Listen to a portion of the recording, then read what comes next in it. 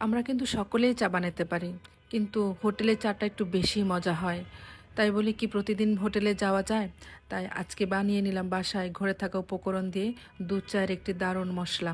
আশা করি আপনাদের সবার ভালো লাগবে।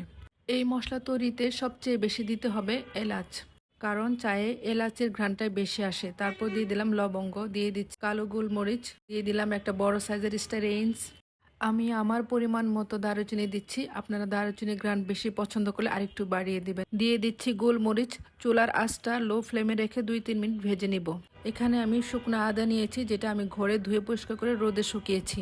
দিয়ে দিচ্ছি একটা বড় সাইজের জায়ফল। এবার সবগুলো উপকরণ একটু ভালোভাবে ভেজে নিব। ভাজা হয়ে গেলে সাইড করে নিচ্ছি। এই মশলায় কিন্তু তুলসী পাতা ব্যবহার করা হয়, আপনারাও চেষ্টা করবেন তুলসী পাতা দেওয়ার জন্য। তুলসী পাতার সাথে কয়েকটা বীজ দিবেন।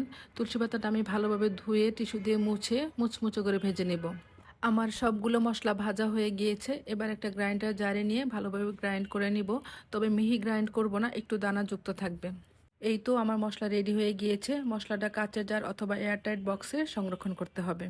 আচ্ছা চলেন এবার চা বানাই। আমি 2 জনের জন্য চা বানাবো, তার জন্য 1 কাপ পরিমাণে পানি নিয়ে নিচ্ছি। দিয়ে দিচ্ছি 2 চা চামচ চা পাতা। এখন বলতে পারেন 2 জনের জন্য 1 কাপ পানি? না, আমি আরেক কাপ দুধ নিয়ে নেব। যতটুকু পানি ঠিক ততটুকু পরিমাণে দুধ নিলে চাটা ভালো হয়। আমার স্বাদ মতো চিনি দিচ্ছি, আপনারা আপনাদের মতো দিবেন। চায়ের পাতা ফুটে উঠলে নামানোর কিছুক্ষণ আগে এই মশলাটা দিয়ে দিব। এই মশলা দেওয়ার সাথে সাথে পুরো ঘর ঘ্রাণে ভরে যাবে।